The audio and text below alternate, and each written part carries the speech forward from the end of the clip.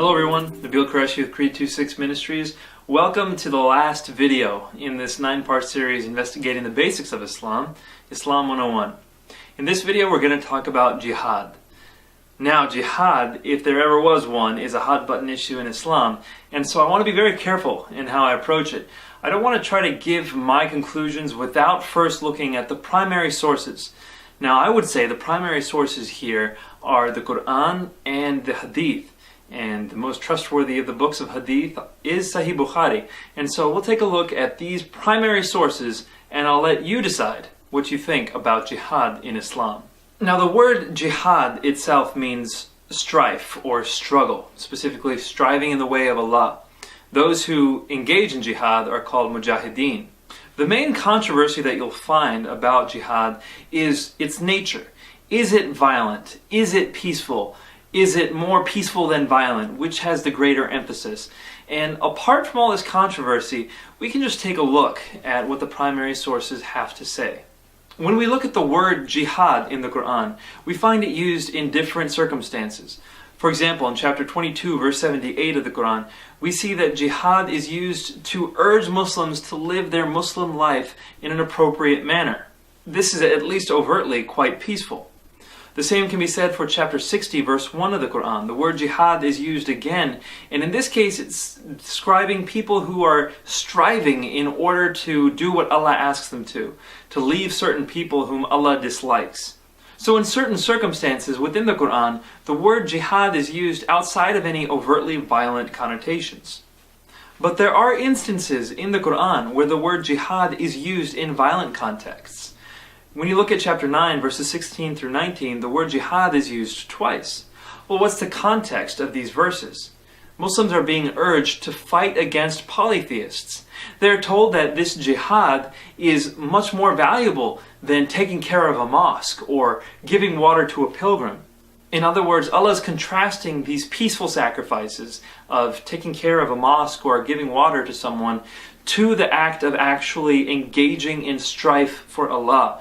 And again, this context is a violent engagement. And the conclusion we're left with in this circumstance is that a violent jihad is more valuable. Now that's just the word jihad. The concept of struggling or striving for the cause of Allah is found in many, many more places in the Quran, and it's much, much more clear. For example, Surah Al-Baqarah, verse 216, tells Muslims that fighting is prescribed for them, that they have to do it. Allah is even here saying that He knows Muslims don't like fighting, but they have to do it anyway.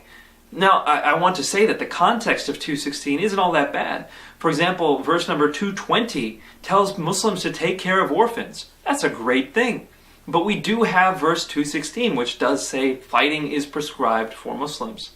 And really, there's no arguing that that is the case in the Quran. You read chapter 9 of the Quran, it's just rife with engagement, violent engagement of those who oppose Islam.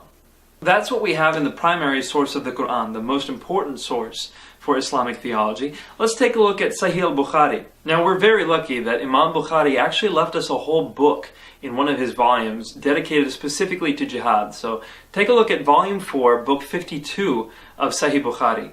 Now the first 3 hadith here don't actually tell us whether a violent or non-violent jihad is superior, but the 4th one makes it pretty clear.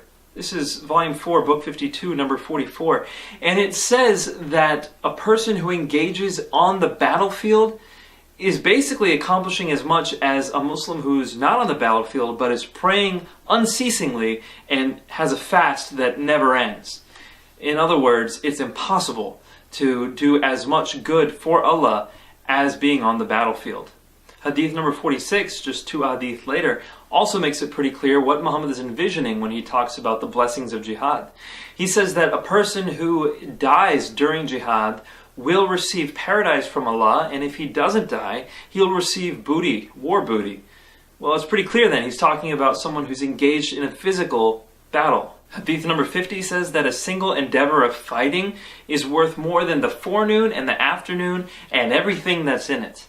Hadith number 53 says that no one who ever goes to heaven would want to come back except that person who died as a martyr in jihad. He would want to come back so he could die again That's how great it is to die while engaged in jihad. Specifically in this hadith, we also have an incentive being given, that of a huri, a beautiful woman who will be given to those who die in jihad. So we can see, without having gone that far into this book of jihad, that there's a very specific form of jihad that Muhammad has in mind when he's talking about the blessings of jihad.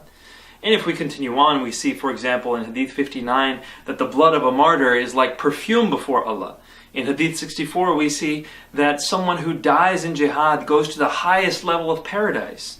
This continues on. There are a total of 283 ahadith in this book of Sahih Bukhari. And to remind you from an earlier video, Sahih Bukhari is considered by most Muslims to be as good as gold. And so I suggest you take a look at this book, read these ahadith for yourself, get a solid understanding of what the primary literature has to say about jihad. Then go and talk to people, converse with others about what they think about jihad, and see if what they think stacks up to what the primary evidence is. Now, I don't think I have to actually voice my own conclusion. I just read from the Quran and I read from the hadith exactly what they say.